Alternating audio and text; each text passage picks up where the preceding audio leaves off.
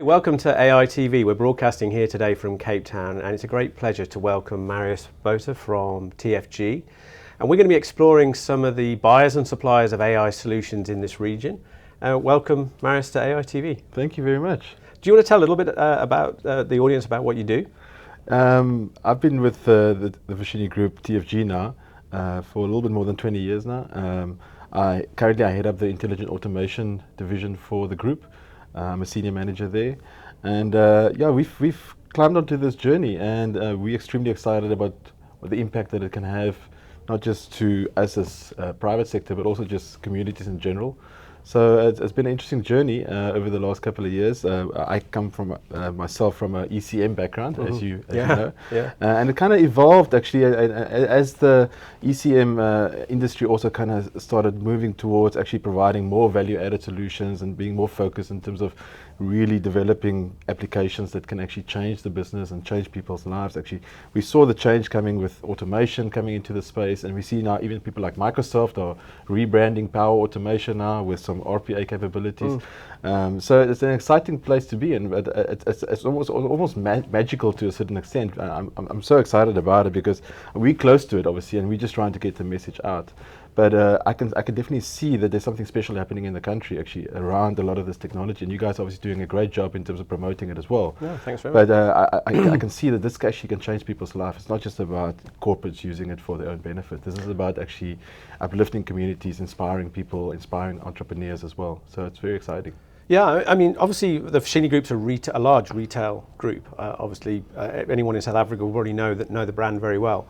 But obviously, as a retailer now, you're starting to embrace these technologies. So we're going from some of the traditional technologies, some of which you just mentioned before, enterprise content management, and now we're getting into robotic process automation. So where would you say you are in that journey? Because I think you started with UiPath as a vendor supporting you in that. Just explain a little bit about that. Yeah, I mean, automation is nothing new. I think companies like UiPath and Blue Prism and all the guys, I think they're making it a lot easier to introduce, and I call it's a great way to inject artificial intelligence into your processes, basically. So we've been playing around with it, not in those kind of platforms, but over the last couple of years in other ways and forms, doing automation as well. But actually, it was last year at the AI Expo actually that we met with the guys from Lark AI in Joburg. Actually, they were down here, and we started talking about RPA specifically actually at the time, and the penny kind of dropped for us that this is an opportunity that we've actually been overlooking a little bit. And if it wasn't for the expo, we probably would have still been kind of looking around a little bit. So it's been great. So we kind of connected with the guys from Lark, and obviously they very much a UiPath partner. We kind of early days, I guess. I think we started immediately with an RFI, RFP process. We looked at all the big players like the Blue Prisms and Automation Anywhere as well. Eventually we found that UiPath is a better fit for us as an organization. They're all good products, but UiPath was a better fit for us. And we did a couple of POTs, proof of technologies with them, and POCs, and we just confirmed what we already suspected, that these technologies are really game changers for us actually in terms of just giving us the agility to respond to the business better and actually be able to, really commit to digital transformation fully. When you're an organization like us that's been around for almost 100 years, you've got legacies sitting around. Yeah. And that kind of has handbraked us a little bit in the past. I think a lot of these technologies are just giving us that flexibility and agility to really be more responsive to what the business wants. And retail, at the end of the day, is a tactical strategy, basically. IT wants to be strategic, but retail is very much tactical. Anything can change from in the next 6 months again. And I think a lot of these technologies are giving us the flexibility. So we kind of signed up with UiPath and we kicked off, and at that point we actually decided, okay, we need to focus. So the Centre of Excellence fell within my area, basically. So we're responsible for the Centre of Excellence around intelligent automation.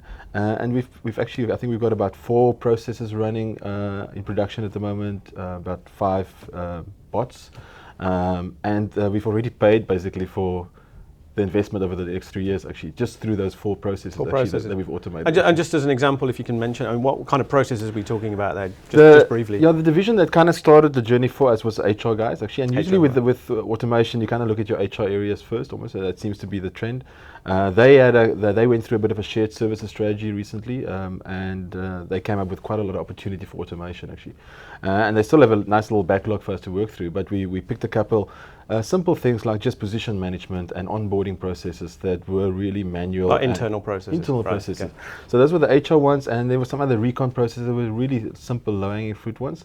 One of the other ones that really was just absolutely a no-brainer for us was we use WhatsApp to allow customers to apply for new, account applications from a retail point of view, credit accounts, which was a really interesting avenue to use for our customers, obviously, and they love using WhatsApp. People like using WhatsApp, obviously, in general. But we haven't actually automated the process completely in terms of the WhatsApp conversation and translating that into our account origination system in the back end, basically. So what we then ended up doing is we used UiPath to actually take that WhatsApp conversation and actually transpose it into account data and then capture it immediately into our systems, basically. That basically, if we had to staff a call center, if we had to do it to actually manually capture that data, it would cost us 7 million a year, basically, to actually do that in terms of the volume that we would have expected to come through. So we didn't actually, we couldn't pull the trigger on that kind of avenue, if you know what I mean, because we didn't want to, run that kind of big manual call center, actually. So we looked at automating, and now that's completely automated now, and now we can actually push that actually into the customers in terms of above the line advertising and really say these are channels that you can use to engage with us. It's all about the consumer, really, isn't it? Exactly. Retail, and obviously when you look at the process, I mean, you could technically look at building proper system integration as well in terms of WhatsApp for business and our back-end systems as well. But I think where something like RPA or something like UiPath comes into the equation, it allows you to do it a lot faster. Yep. And it buys you some time at least. Sometimes actually it's a scalable, very secure, stable automation as well. But sometimes you actually, it just gives you a little bit of responsiveness that you want in terms of responding to those demands coming from the business. And then you can look at further integration as well, building that out even further. So it's those couple of use cases have basically given us a return already that have paid for this investment into UiPath already. I mean, you mentioned about meeting Larkai at AI Expo last year. So, the reason why we created the community and the expo was to bring buyers and suppliers together, mainly because that show, that trade, that marketplace didn't exist. What would you say is your now general view of the supply base here in the Western Cape and South Africa? For you as a buyer of solutions, I mean, are you seeing new suppliers coming into the market? I think slowly but surely. I think they are coming down from Joburg. Obviously, the main guys are up there. I said to the log guys, they need to come down to Cape Town and live here basically a little bit more. But I think they're coming down. I think as the big guys are signing up and actually investing into a lot of these technologies, then you'll see obviously a lot of the suppliers are actually putting the footprint down a little bit more. And the startups and the smaller, more niche people do you see that playing a role for a big customer like you? Well, you know what? I don't actually think it's something that's holding us back. I mean, these days, we can be chatting to anybody. I mean, we work with Zenza in India all the time, actually, as well. So the kind of offshore model. Joburg technically might just have been offshore as well. So I don't think we're very comfortable. Country, right? It's another country, but it's a very flexible space, obviously, in terms of that we can engage, we can meet, we can conference call with the guys, whatever. A lot of the developers, they don't need to be on site to actually do a lot of this stuff. So although it's nice to have somebody in Cape Town, I don't think it's something that's holding us back. The guys from Joburg, they come down all the time, whatever.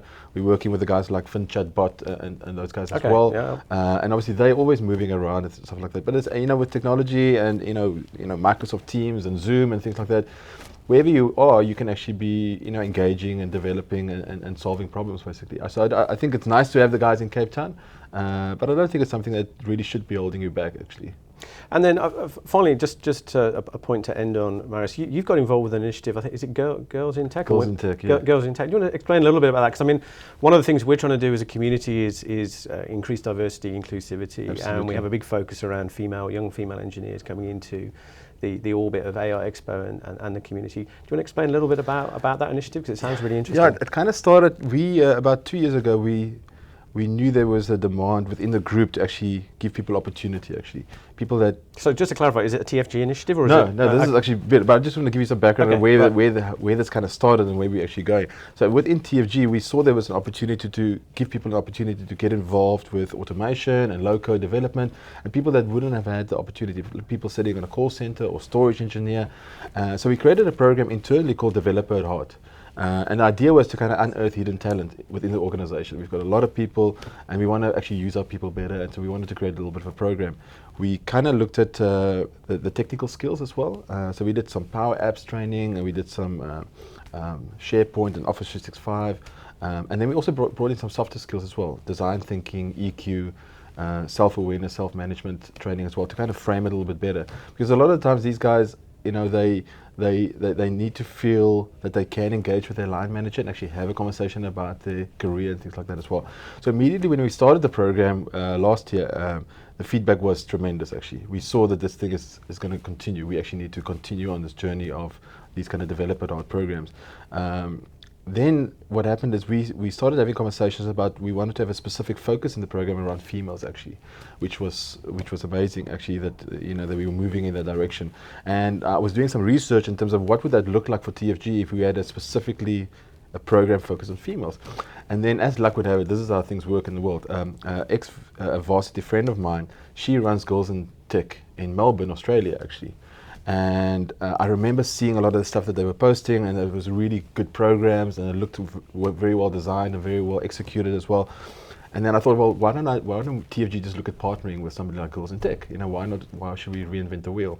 And then I obviously found out that there was no Girls in Tech in Cape Town. And then I emailed my friend saying, listen, maybe I should just start Girls in Tech in Cape Town, basically. And she goes, I said, but is it weird if a guy does it? She goes like, no, more guys should get involved with this kind of stuff. So I contacted the guys. So they're based in San Francisco. They've got about 45 chapters around the world. They've been around since 2007. They're the largest, basically, female empowerment NPO, global NPO in the world. Wow. So I went through the interview process to actually start the chapter here. So I was lucky to be successful in my application. So we're starting that now. They've got fantastic programs that we want to introduce. We're busy kind of setting up the governance and the advisory board around it as well. And then we're hopefully going to be launching early in the new year. But it's really... Any sort of website where people can find out more information? Yes, capetown.girlsintech.org. They can go there to actually either become a member. There's opportunity to actually apply to one of the advisory board positions. These are obviously voluntary positions, voluntary leadership, part-time positions. Yeah, sure. But I think that's the essence of where we want to go. I think volunteership is really what's going to change this country actually, where people are giving more of their own time and investing that into these technologies and actually in terms of helping other people.